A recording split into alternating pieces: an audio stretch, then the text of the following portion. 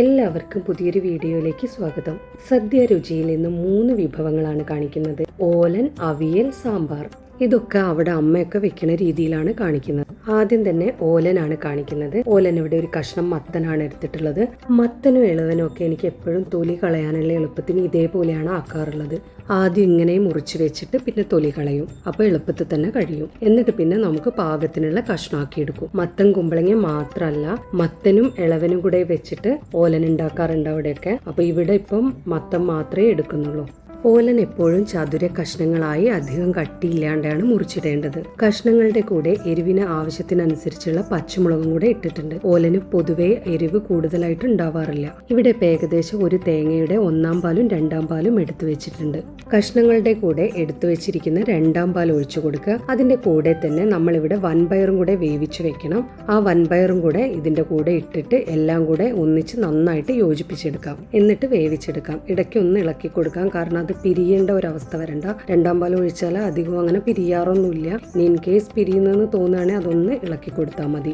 മത്തനായതുകൊണ്ട് തന്നെ അത് പെട്ടെന്ന് വെന്ത് കിട്ടും. കൂടുതലായിട്ട് വെന്ത് കുഴഞ്ഞു പോകരുത്. പാകത്തിന് വെന്ത് കഴിഞ്ഞാൽ 1-ാം പാൽ ഒഴിച്ചു കൊടുക്കാം. എന്നിട്ട് കുറച്ച് കറിവേപ്പിലയും പച്ച വെളിച്ചെണ്ണയും കൂടെ അതിന്റെ മുകളിലായിട്ട് ഒഴിച്ചു കൊടുക്കാം. എന്നിട്ട് എല്ലാം കൂടെ നന്നായിട്ട് യോജിപ്പിച്ചെടുക്കുക. തീ ഓഫ് ചെയ്യാം. അവിടെ ഒന്നും മുമ്പ് സദ്യയിലെ ഓലന് ഉപ്പിടാറില്ല.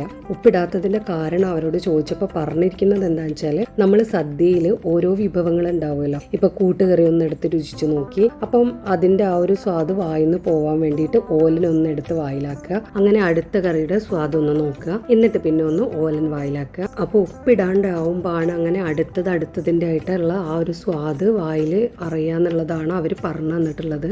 എന്താണെന്നുള്ളത് നമുക്കറിയില്ല. ഇപ്പൊ അതേപോലെ അവിടെയൊക്കെ സദ്യയിൽ ഓലൻ ഉപ്പിടാറുണ്ടോ എന്നുള്ളതും എനിക്കങ്ങനെ വ്യക്തമായിട്ട് അറിയില്ല. ഏതെങ്കിലും സ്ഥലത്ത് അങ്ങനെ ഉപ്പിടാണ്ട് ഉണ്ടാക്കാറുണ്ടോയെന്നും ഉപ്പിടാത്തതിന്റെ കാരണം അറിയെങ്കിൽ നിങ്ങളൊന്ന് പറഞ്ഞുതരാം. അടുത്തത് അവിയൽ ഉണ്ടാക്കുന്നത് നോക്കാം. അവിയലിന് കഷ്ണങ്ങൾ നീളത്തിൽ മുറിച്ചു വെച്ചിട്ടുണ്ട്. ഇവിടെ ഇപ്പൊ പയറ്, ബീൻസ്, കൊത്തവര എന്ന് പറയുന്ന അവര, ചേന, കായ, മുരിങ്ങാക്കായ, കുമ്പളങ്ങ, ക്യാരറ്റ്, മാങ്ങ, കയ്പയ്ക്ക, ഇത്രയും കഷ്ണങ്ങളാണ് എടുത്തിട്ടുള്ളത്. ഞങ്ങൾ ഉരുളക്കിഴങ്ങോ തക്കാളിയോ അതേപോലെ പടവലങ്ങ അങ്ങനത്തേതൊന്നും ഇടാറില്ല. ഇപ്പൊ ഇവിടെയൊക്കെ ഉണ്ടാക്കുന്ന സമയത്ത് പടവലങ്ങയും കോവയ്ക്കയും അങ്ങനെ കയ്യിൽ കിട്ടുന്ന കഷ്ണങ്ങളൊക്കെ ഞാൻ ഇടാറുണ്ട്. കയ്പയ്ക്ക് വളരെ ചെറിയൊരു കഷ്ണം മാത്രമേ ഇടാൻ പാടുള്ളൂ. കൊത്തവര അതേപോലെ വളരെ കുറച്ച് മാത്രമേ എടുക്കാവൂ. ആദ്യം ഉരുളിക്കകത്ത് കുറച്ച് വെളിച്ചെണ്ണ തേച്ച് കൊടുത്തിട്ടുണ്ട്. അത് അടി പിടിക്കുന്നതിനാണ് അങ്ങനെ ചെയ്തിട്ടുള്ളത്. വീട്ടിലൊന്നും അങ്ങനെയൊന്നും ചെയ്യാറുണ്ടായിരുന്നില്ല. കഷ്ണങ്ങൾ ഇങ്ങനെ വെച്ചിട്ട് അടച്ചു വെച്ച് വേവിച്ചെടുക്കുകയാണ് ചെയ്യാറുണ്ടായിരുന്നത്. വെളിച്ചെണ്ണ തേച്ച ശേഷം കഷ്ണങ്ങൾ ഇട്ട് കൊടുത്തു. കഷ്ണങ്ങളിലേക്ക് പാകത്തിനുള്ള ഉപ്പിട്ടു. 1 ടീസ്പൂൺ മഞ്ഞൾപ്പൊടി, പിന്നെ 1 ടീസ്പൂൺ മുളക് പൊടി, പച്ചമുളക്, കറിവേപ്പില, ഇതെല്ലാം കൂടെ ഇട്ട് കുറച്ച് വെള്ളം ഒഴിച്ച് അടച്ചു വെച്ച് അങ്ങനെ വേവിച്ചെടുക്കാം. വെള്ളം കൂടുതലായിട്ട് ഒഴിക്കരുത്. അതുകൊണ്ട് തന്നെ ഇടയ്ക്കിടയ്ക്ക് നമ്മൾ തുറന്ന് നോക്കിയിട്ട് ഒന്ന് ഇളക്കി കൊടുക്കണം. ഇങ്ങനെ കയ്യിൽ വെച്ച് ഇളക്കുക, അല്ലെങ്കിൽ നമ്മളിങ്ങനെ കുടഞ്ഞു ഇട്ട് കൊടുത്താലും മതി. പുളിപ്പുള്ള സാധനങ്ങൾ ഉപയോഗിക്കുന്ന സമയത്ത് ഓട്ടുരുളി, ഇരുമ്പ് ചീനച്ചട്ടി, അതുപോലെ അലൂമിനിയം ഇങ്ങനത്തെ സാധനങ്ങളൊന്നും ഉപയോഗിക്കാതിരിക്കുകയാണ് നല്ലത്. ഇവിടെ ഇപ്പോൾ അവിയൽ വെച്ചിരിക്കുന്നത് ഈ ഓട്ടുരുളിയിലാണ്. അതുണ്ടാക്കി കഴിഞ്ഞ് അരമണിക്കൂറിൽ തന്നെ പാത്രം മാറ്റുകയും ചെയ്തിട്ടുണ്ടായിരുന്നു. കൂടുതൽ നേരം അതിനകത്തൊന്നും വെക്കാൻ പാടില്ല. കഷ്ണങ്ങളെല്ലാം പകുതിയിലധികം വെന്ത് കഴിഞ്ഞാൽ അതിനകത്തേക്ക് പാകത്തിനുള്ള ഉപ്പിട്ട് കൊടുക്കാം. ഇവിടെ അവിയലിന്റെ കഷ്ണങ്ങൾ വെന്തുടയുന്നത് ഇഷ്ടമല്ല, അതുകൊണ്ട് അങ്ങനെ ആക്കാറില്ല. ഒരുവിധം നന്നായിട്ട് വെന്ത് കഴിഞ്ഞാൽ അതിനകത്തേക്ക് തേങ്ങ, പച്ചമുളക്, കറിവേപ്പില ഇത് ചതച്ചിടാം. അമ്മയൊന്നും അവിടെ ഉണ്ടാക്കുന്ന സമയത്ത് തേങ്ങയ്ക്കകത്ത് ജീരകോ ചെറിയുള്ളി ഒന്നും തന്നെ ഇടാറില്ല. ഇപ്പൊക്കെ ഇടയ്ക്ക് ഒരു മാറ്റത്തിന് വേണ്ടിയിട്ട് അങ്ങനെ ചെയ്യാറുണ്ട്. ഇവിടെ അതേപോലെ ഇടയ്ക്ക് ചെയ്യാറുണ്ട്.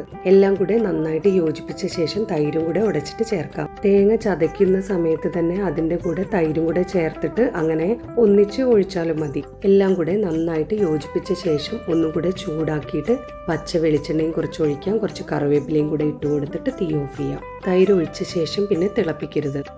അടുത്തത് സാമ്പാർ ഉണ്ടാക്കാം.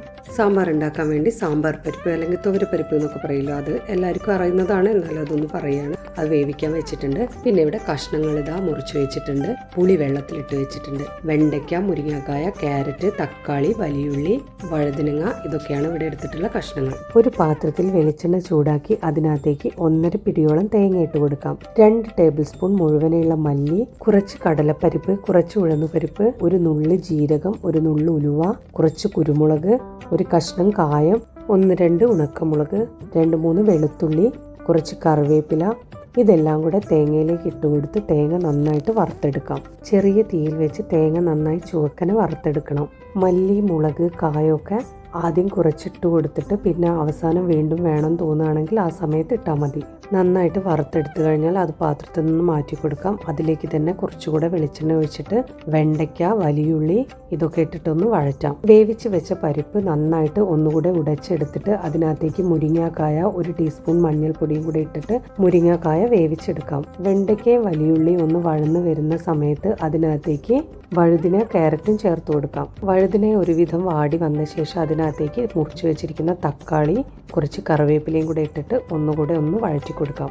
പിന്നീട് തീ ഓഫ് ചെയ്യാം. മുരിങ്ങക്കായ വെന്ത ശേഷം ഈ വഴറ്റി വെച്ചതെല്ലാം കൂടെ അതിനകത്തേക്ക് ഇട്ട് കൊടുക്കാം. കഷ്ണങ്ങളുടെ കൂടെ തന്നെ പാകത്തിനുള്ള ഉപ്പും കൂടെ ഇട്ട് എല്ലാം കൂടെ നന്നായിട്ട് യോജിപ്പിച്ചെടുക്കാം. 1-2 തിളച്ച ശേഷം അതിനകത്തേക്ക് എടുത്തു വെച്ചിരിക്കുന്ന പുളി നന്നായിട്ട് പിഴിഞ്ഞിട്ട് അരിച്ചൊഴിക്കാം. എല്ലാം കൂടെ നന്നായിട്ട് യോജിപ്പിച്ച ശേഷം വീണ്ടും അത് തിളപ്പിക്കാൻ വെക്കാം. തിളയ്ക്കുന്ന സമയം കൊണ്ട് ആദ്യം നമ്മൾ വറുത്ത് വെച്ചിരിക്കുന്ന തേങ്ങ കുറച്ച് വെള്ളവും ചേർത്ത് നന്നായിട്ട് അരച്ചെടുക്കാം. 1-2 തിള വന്നതിന് ശേഷം അരച്ച തേങ്ങ അതിനകത്തേക്ക് ഒഴിച്ചു കൊടുക്കാം. എല്ലാം കൂടെ യോജിപ്പിച്ച ശേഷം ഒന്നും കൂടെ അതൊന്ന് തിളപ്പിക്കാൻ വെക്കുക.